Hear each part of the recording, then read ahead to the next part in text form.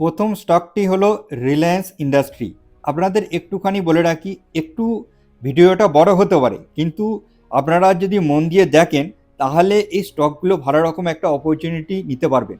কারণ রিলায়েন্স ইন্ডাস্ট্রি এই নিফটি ফিফটির ১ নম্বর র্যাঙ্কিংয়ে রয়েছে, মানে এর ওয়েটেজ সব থেকে বেশি। তার মানে ইন্ডেক্স ৯% যে একটা অপরচুনিটি রয়েছে, এটা কমসে কম আপনাদের বলছি ১২ থেকে ১৩% অপরচুনিটি আপনারা নিতে পারবেন। হাই ট্রেডার্স, আপনারা কেমন আছেন? আশা করি আপনারা ভালোই আছেন। আজ আপনাদের সামনে নিফটি ফিফটি ইন্ডেক্স অ্যানালাইসিস করে দেখাবো কোথায় সাপোর্ট জোন আর কোথায় রেজিস্ট্যান্স জোন রয়েছে, সেটা আপনারা দেখে নেবেন। আর দুটি স্টক নিয়ে আলোচনা করব যা বর্তমানে অপরচুনিটি রয়েছে। প্রথমে নিফটি ফিফটি চার্ট খুলে নিলাম। চার্ট খোলার পর ডেইলি ক্যান্ডেলস্টিকে চার্টটা করে নিলাম। ডেইলি ক্যান্ডেলস্টিকে চার্টটার পর আপনারা কিভাবে রেসিস্ট্যান্স জোন ড্রয়িং করবেন আর সাপোর্ট জোন ড্রয়িং করবেন প্রথমে দেখে নিন। আপনারা কি করবেন, প্রথমে রেসিস্ট্যান্স জয়েন করবেন। দেখুন এইখানে টপ আর এইখানে রেড গ্রিন নিয়ে বটম, মানে top to bottom red green Fibonacci drawing করবে কমন পয়েন্ট নিয়ে। ড্রয়িং করলেন, এইবার আপনারা কি করবেন, দেখুন এইখানে 0.61 আর 0.5 জোন, এই জোনটাকে আপনারা কি করবেন, ড্রয়িং করে দেবেন। এটা একটা রেসিস্ট্যান্স জোন রয়েছে। আপনারা সাপোর্ট জোন কীভাবে ড্রয়িং করবেন, দেখুন এইখানে গ্রিন নেবেন, নিচে গ্রিন বটমে, আর টপে গ্রিন নেবে।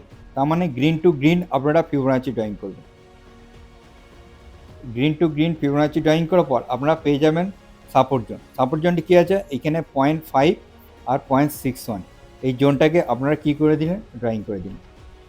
দেখুন এই সাপোর্ট জোন থেকে একবার মার্কেট বাউন্স ব্যাক করেছে, ঠিক আছে, এটাকে আমরা গ্রিন করে দিই। দেখুন আপনাদের দেখাচ্ছি কি পরিস্থিতি রয়েছে। দেখুন মার্কেট কি করছে, এইখান থেকে লোয়ার লো ফরমেশন করে মার্কেট নিচে এসছে। নিচে আসার পর ঠিক আছে, কোথায় এসছে, এইখানে একবারে নিচে একটা বটম তৈরি করেছে। বটম তৈরি করে মার্কেট এখান থেকে একটা বাউন্স ব্যাক করেছে। বাউন্স ব্যাক করে এইখানে রেসিস্ট্যান্ট ফেস হয়েছিল। এই রেসিস্ট্যান্ট ফেস হওয়ার পর মার্কেট কি করেছে, ভালো করে দেখবেন, মার্কেট আবার লোয়ার লো ফরমেশন করে এই সাপোর্ট জোনে এসছে।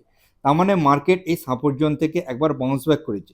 বাউন্স ব্যাক করে দেখুন মার্কেট উপরে যাওয়ার চেষ্টা করেছিল, যেতে পারেনি। আর একবার মার্কেট কি করেছে, এখানে এসছে। তার মানে এখানে মার্কেট এই সাপোর্ট জোনটা ডবল বটম ক্রিয়েট করেছে। ডবল বটম ক্রিয়েট করে এখানে একটা এসএল হান্টিং করে মার্কেট হাই ফরমেশনে উপরে গেছে। উপরে গিয়ে এই রেসিস্ট্যান্স জোনটায় মার্কেট গেছে। এবার আপনাদের বলে থাকি, দেখুন মার্কেট যখন একবার রেসিস্ট্যান্স জোনে টাচ করে, তারপরে দ্বিতীয়বার যখন টাচ করে এই রেসিস্ট্যান্স জোনটা উইক হয়ে যায়। তার মানে মার্কেটের সম্ভাবনা রয়েছে এই রেসিস্ট্যান্স জোনটা ব্রেক করে উপরে যাওয়া।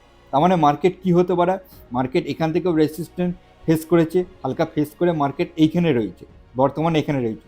তার মানে বর্তমানে প্রাইস অনুযায়ী আমরা যদি একটা সাপোর্ট জোন ড্রয়িং করি, এইখানে গ্রিন ড্রয়িং করবেন, গ্রিন আর উপরে গ্রিন নেবেন, মানে গ্রিন টু গ্রিন আপনারা কী করবেন, ফিবোনাচি ড্রয়িং করবেন। এখান থেকে নেবেন green to green Fibonacci. Green to green নিলেন, নেওয়ার পর আপনারা পেয়ে যাবেন সিক্রেট একটা সাপোর্ট জোন। দেখুন মার্কেট এই সিক্রেট সাপোর্ট জোনে মার্কেট কী করেছে, একটা বাউন্স ব্যাক দেখানোর জন্য একটা গ্রিন ক্যান্ডেলস্টিক এখানে তৈরি করেছে। এইবার আপনারা কি করবেন, দেখুন মার্কেট কেমন হয়, মার্কেট যে এইখান থেকে একটা বটম থেকে এইখানে টপ গেছে, টপ থেকে এইখানে সাপোর্ট থেকে মার্কেট বাউন্স ব্যাক করে একবার রেজিস্ট্যান্স জোনে গেছে। এইবার মার্কেট চাইবে যে এইভাবে হায়ার হাই ফরমেশন করে মার্কেট এই যে রেজিস্ট্যান্স জোনটা আছে, এই রেজিস্ট্যান্স জোনটা ব্রেক করে উপরে যাবে। এইভাবে আপনাদের বুঝতে হবে, আর এইভাবেই একটা প্রাইস অ্যাকশন তৈরি করে। তার মানে বর্তমান প্রাইসের যে সাপোর্ট জোনটা রয়েছে, এইখানে যদি আপনারা স্টকে বাইং করেন তাহলে এইখান থেকে যে একটা মুভমেন্ট আসবে, এই মুভমেন্টটা কতখানি আসবে, এখান থেকে একটা মুভমেন্ট আসবে। মুভমেন্টটা কতখানি আসবে আপনাদের বলে দিচ্ছি।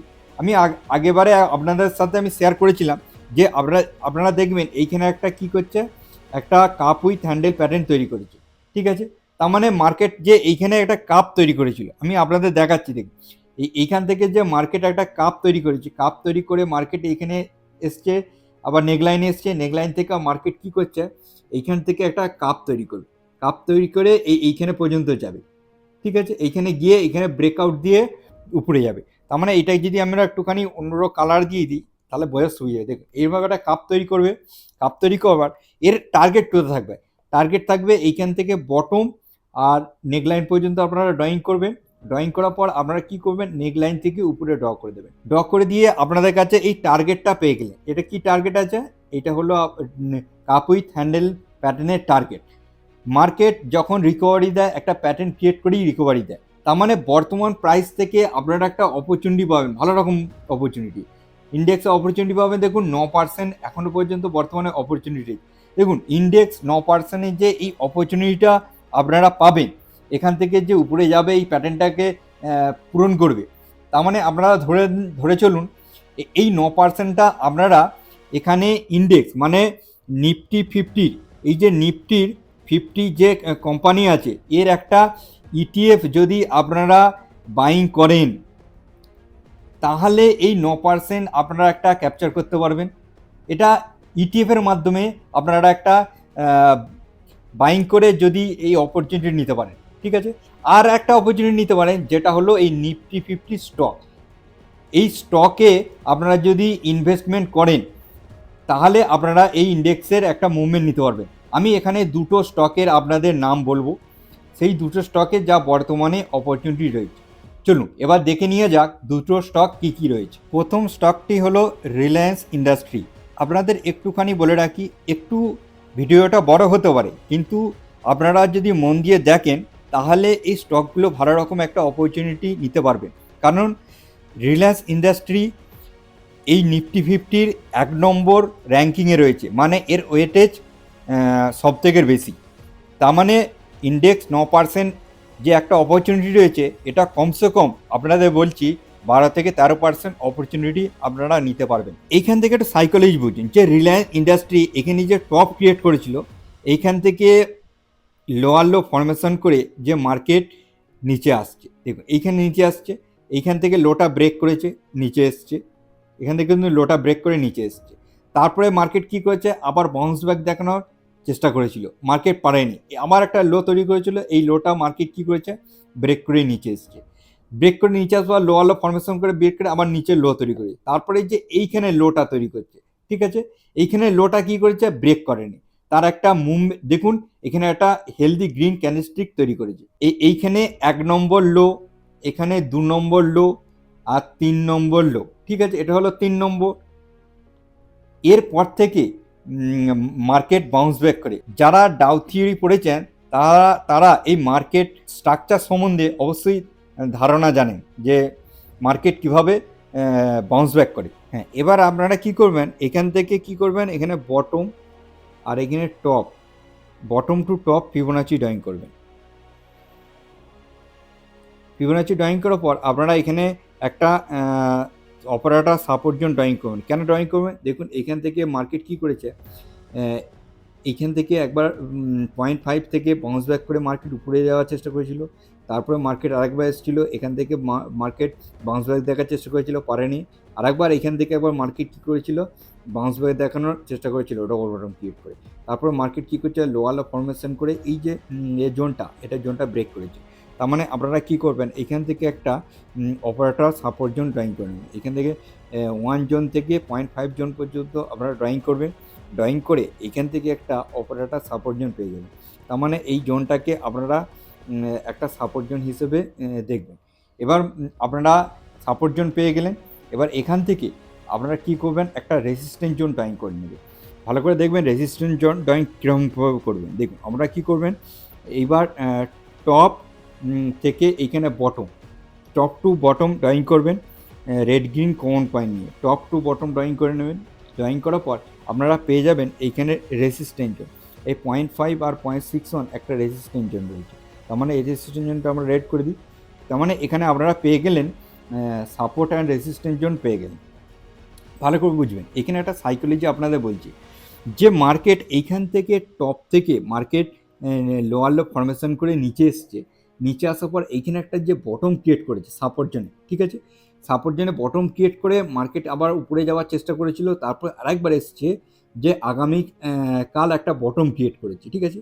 এই বটম ক্রিয়েট করার পর মার্কেটের টার্গেট কোথায় রয়েছে, প্রথম টার্গেট রয়েছে, আপনারা যদি এখানে ট্রেড প্ল্যান করেন, আপনারা কি করবেন, এই যে এর জোনটা এই ক্যান্ডেলস্টিকটা দেখেছে, এর উপরে যখনই ব্রেকআউট দেবে আপনারা কি করবেন, একটা এন্ট্রি প্ল্যান করবেন। এখানে একটা এন্ট্রি প্ল্যান করবেন, এন্ট্রি প্ল্যান করে এসএলটা জাস্ট নিচে রাখবেন, এর নিচে এসএল রাখবেন, আর আপনাদের টার্গেট হয়ে যাবে, প্রথম টার্গেট হয়ে যাবে এই রেসিস্ট্যান্স জোন পর্যন্ত। এখানে আপনাদের 1:2 অবশ্যই নেবেন, আর এই ট্রেডটা আপনাদের ফেভারেই রয়েছে, মানে রেসিস্ট্যান্স পর্যন্ত যদি আপনারা টার্গেট নেন তাহলে এখানে 1:3 পেয়ে যাবেন। আর অ্যাকচুয়ালি টার্গেট আপনাদের বলে দিচ্ছি, এইখান থেকে আপনারা কি করবেন, যেটা এইখান থেকে 1 জোন থেকে আর 0.5 জোন পর্যন্ত একটা ড্রয়িং করবেন, ড্রয়িং করে এখানে একটা অপারেটর রেসিস্ট্যান্স জোন পেয়ে যাবেন। ঠিক আছে, এই অপারেটর রেসিস্ট্যান্স জোন কেন কথা বলছি আপনাদের, এই অপারেটর রেসিস্ট্যান্সের জন্য মার্কেট এখানে নিয়ে যাবে। ভালো করে বুঝবেন যে মার্কেটের কাছে এসএল কোথা পড়ে আছে, এইখানে যে এসএল পড়ে আছে মার্কেটের কাছে এক গাদা, এইখানে মার্কেটের কাছে এসএল পড়ে আছে এক গাদা, এখানে মার্কেটের কাছে এসএল পড়ে আছে এক গাদা। যে যখনই বুল অ্যাক্টিভ হবে, অ্যাক্টিভ হওয়ার পর মার্কেট কী করবে, এইখান থেকে মার্কেট হারাই ডবল বটম ক্রিয়েট করে হারাই ফরমেশনের উপরে যাবে, এই টার্গেটটাকে প্রথম পূরণ করবে, তারপরে এখানে হালকা একটা রিজেকশন ফেস করতে পারে, তারপরে মার্কেট এইটাকে ব্রেক দিবে, ব্রেক দিয়ে মার্কেট হারাই ফরমেশনের উপরে যাবে। কারণ মার্কেটের কাছে প্রচুর এসএল পড়ে আছে, এসএলগুলো সব হান্টিং করবে, এই অপারেটর সাপোর্ট জোনে চলে আসবে। তার মানে আপনারা শর্ট টার্মের জন্য এই টার্গেটটাও আপনারা রাখতে পারেন। ঠিক আছে, এখানে পর্যন্ত অবশ্যই রাখতে পারেন, মানে 1:4 একটা টার্গেট রয়েছে। আর যারা একটু ইনভেস্টমেন্ট পারপাসে রাখবেন তারা এই হাই পর্যন্ত অবশ্যই আপনারা রাখবেন। তার মানে আপনাদের তাদের টার্গেট হয়ে যাবে, এইখান থেকে আপনারা কি করবেন, বাইং করবেন, বাইং করার পর আপনারা কোথায় চলে যাবেন, এইখানে। ঠিক আছে, এই 24-25% একটা অপরচুনিটি আপনাদের রয়েছে। এই অপরচুনিটিটা আমরা একটু 1 বছর 1.5 বছরের জন্য আপনারা যদি ভিজন নিয়ে চলেন তাহলে এই টার্গেটটা আপনাদের জন্য রয়েছে। আর যারা শর্ট টার্মের জন্য এই ট্রেড প্ল্যান করবেন তারা এই রেসিস্ট্যান্স পর্যন্ত আপনারা ট্রেড প্ল্যান অবশ্যই করতে পারেন, বা এই অপারেটর রেসিস্ট্যান্স পর্যন্ত ট্রেড প্ল্যান করতে পারেন। 1:3 1:4 অবশ্যই আপনারা পেয়ে যাবেন। এবার আপনাদের কিভাবে ট্রেড প্ল্যান করবেন, এটা হলো এসএল যারা রাখেন তারা এইভাবে ট্রেড প্ল্যান করবে। এবার আপনাদের কথা আরেকটা পদ্ধতি বলে দিচ্ছি, যারা এসএল লাগিয়ে কাজ করেন না, যেমন আমার মতো। দেখুন, যদি আপনারা পার ট্রেডে 1 লাখ টাকা ইনভেস্টমেন্ট পারপাসে বা ট্রেডিং পারপাসে ইউজ করেন, ঠিক আছে, তাহলে আপনারা কি করবেন, এই 1 লাখ টাকাকে আপনারা কি করবেন, 3টে ভাগে ভাগ করে নেবেন। অ্যাপ্রক্স আপনারা যদি 30,000 টাকা করে পার ট্রেডে যদি এন্ট্রি প্ল্যান করেন, ঠিক আছে, যেমন ধরুন আমি বলতে চাইছি যারা অ্যাকুমুলেশনের মাধ্যমে, এইখানে একটা আপনারা কি করলেন, সোমবার দিন এন্ট্রি প্ল্যান করলেন। যদি কোনো কারণে আরেকবার যদি হালকা এসএল হান্টিং করতে আসে, তার মানে আপনারা এখানে একটা ট্রেড প্ল্যান করে নিতে পারেন। আর যদি কোনো কারণে আরও নিচে আসে, তবে নিচে আসার সম্ভাবনাটা খুবই কম আছে, যদি নিচে আসে তাহলে আপনারা এখানে একটা অ্যাকুমুলেশন করে নিতে পারেন। তার মানে আপনাদের বলতে যাচ্ছি এইখানে যে একটা অ্যাকুমুলেশনের মাধ্যমেও আপনারা একটা ট্রেড প্ল্যান করতে পারেন, এখানে একটা আপনাদের ভালো অপরচুনিটি আপনারা পেয়ে যাবে। এটা হলো সবথেকে বেস্ট, অ্যাকুমুলেশন করে নেন এখানে স্টকের মধ্যে, ভালো স্টক, ভালো গুড ফান্ডামেন্টাল স্টক, এর মধ্যে অ্যাকুমুলেশন করে নিয়ে ভালো। গুড ফান্ডামেন্টাল স্টকে এসএল লাগিয়ে ট্রেড করা একটা বোকামির মতোই কাজ, ঠিক আছে, কারণ এখানে অপারেটররা চাইবে সবসময় লিকুইডিটি ক্রিয়েট করে, মানে ছোট রিটেল ইনভেস্টার ধরে এসএল হান্টিং করে তারা দেখে মার্কেট থেকে বার করে তার সেই স্টকগুলোকে উপরে সেল করা। তার মানে এইখানে যাদের এসএল হান্টিং করে বার করবে, আর এই সব রিটেল ইনভেস্টার ঘরে এইখানে সেল করবে, ঠিক আছে, এইখানে সেল করবে। কি বললাম বুঝতে পেরেছেন? তাদের ঘরে যদি বটমে এসএল হান্টিং করে যদি না বার করে, তাহলে এই হাইয়ে তাদের কাদের বেচবে, যারা বুঝদার, যারা জানে তারা তো বাইং করবে না, যারা জানে না, যারা নতুন ছোটো ছোটো রিটেল ইনভেস্টার তারাই বাইং করবে, তাদের ঘরে উপরে বেচবে।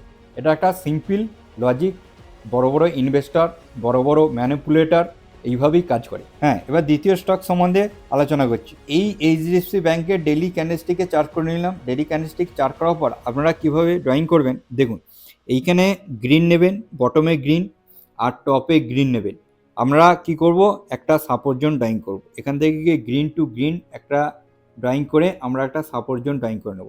দেখুন এখানে ভালো করে দেখবেন, এই যে 0.5 আর 0.61 জোনটা মার্কেট কী করেছে, এখানে ব্রেক দিয়েছে।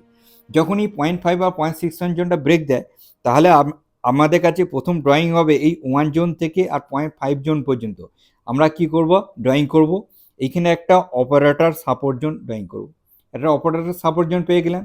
আর আপনাদের আরেকটা বলে রাখি, এই অপারেটর সাপোর্ট জোন থেকেও যখন ব্রেক করে মার্কেট, দেখুন এইখানে একবার ব্রেক করেছে, এখানে ব্রেক করেছে, তাহলে আমরা আরেকটা ড্রয়িং করব, যেটা হলো এই 1 জোন থেকে আর এই অপারেটর সাপোর্ট জোন পর্যন্ত ড্রয়িং করব। আমরা পেয়ে যাবো একটা সিক্রেট সাপোর্ট জোন। দেখুন এই সিক্রেট সাপোর্ট জোন থেকে মার্কেট বাউন্স ব্যাক করেছে।